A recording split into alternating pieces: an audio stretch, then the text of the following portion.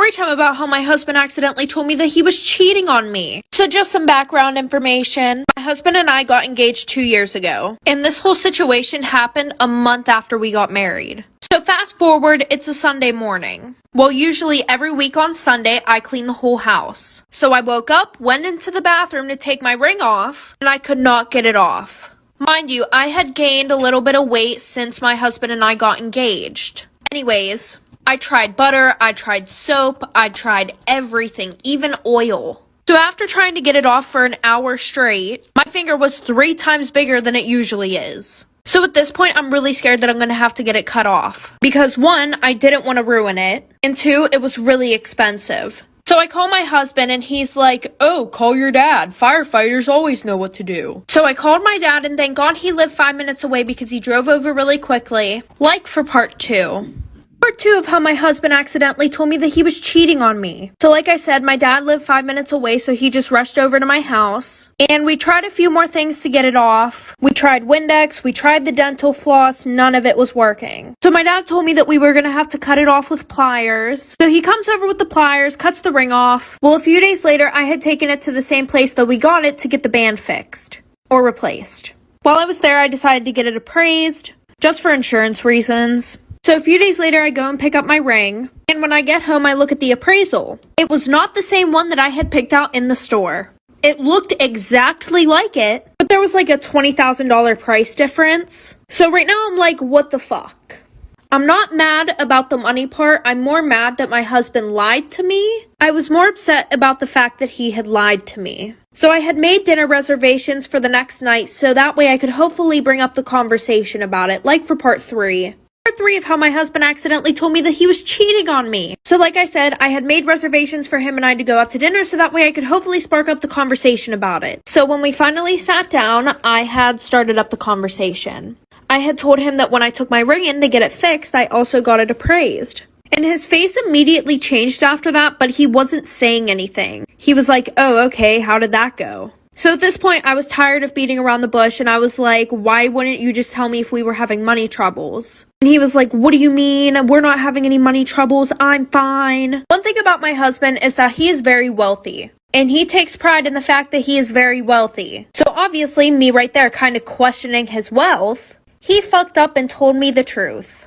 He was like, "Well, I'm gonna be honest with you. I accidentally gave the ring that I was supposed to give you to a girl I was seeing at the time. And I just never got around to replacing yours."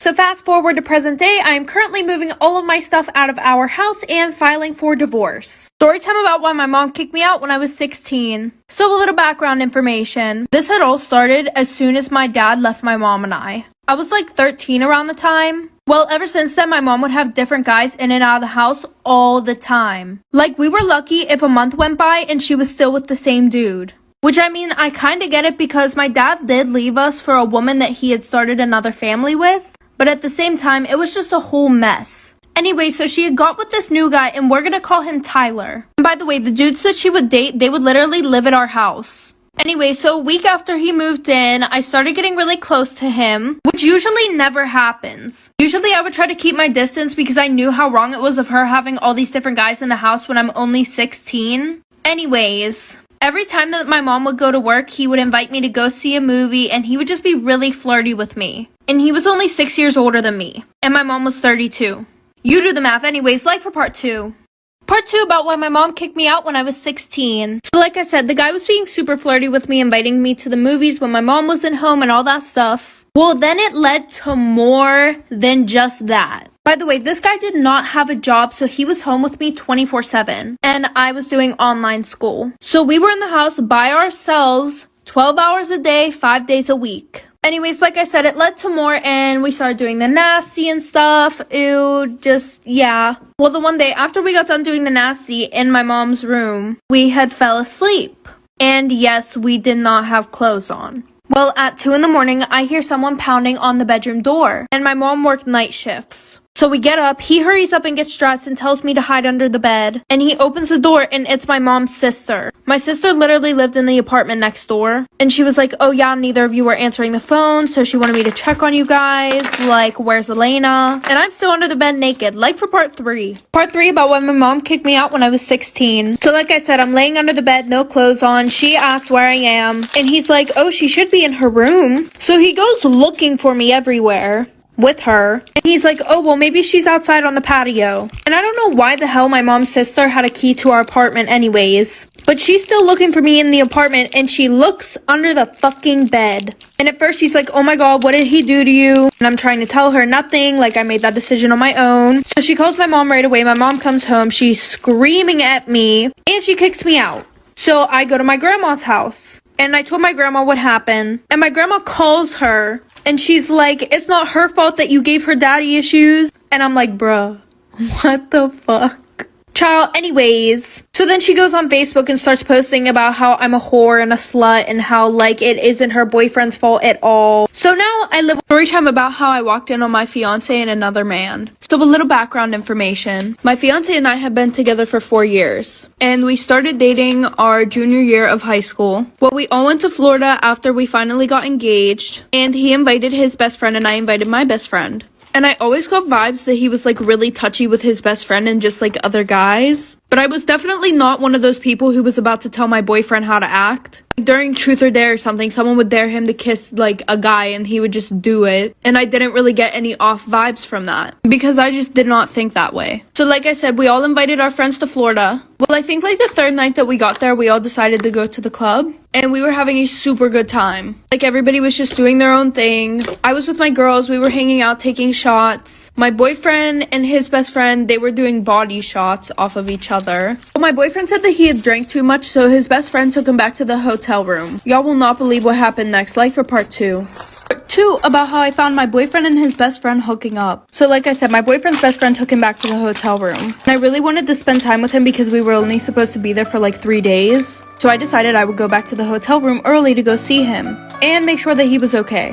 Well, I get to the hotel room and all the lights are off. It's very quiet and I think that everybody's sleeping. So I take my shoes off and I go to our room and nobody's in there. So I go to his best friend's room and when I open the door, I see him and his best friend laying on the bed naked, making out. I literally stood there in shock for like 2 minutes and they just like did not hear me, did not look over, did not see me or anything. Eventually, I literally was like, what the fuck? And they both look over and my boyfriend is literally, it's like he saw a fucking ghost. So I leave the room, he gets dressed, he comes over to me and he starts talking to me. Like for part 3. Part 3 about me finding my boyfriend and his best friend hooking up. So like I said, after I catch my boyfriend and his best friend naked together in bed making out, he takes me into the living room to have a talk. And I thought he was just gonna say, oh, I'm drunk, it didn't mean anything. Nope, complete 360, total opposite, not at all what I thought. He was like, listen, like, you know, I've been meaning to tell you this for a while, I just didn't know how to tell you. My parents are super religious. If I ever told them that I was gay, they would never accept me, they would cut me off, everything. And his parents were super fucking rich. So I kind of understood, but I was pissed the fuck off. Like, you wasted so much time in my life just to fucking tell me you were gay. So he was like, we can still have the wedding and everything like that. You know, I understand if you don't want to be with me. So we kind of made a deal that, you know, if I stay with him, I can pretty much have access to all his family's money and buy the house that we were gonna buy. So currently, while he is hooking up with other men, I have a boyfriend, but we just act like we're together.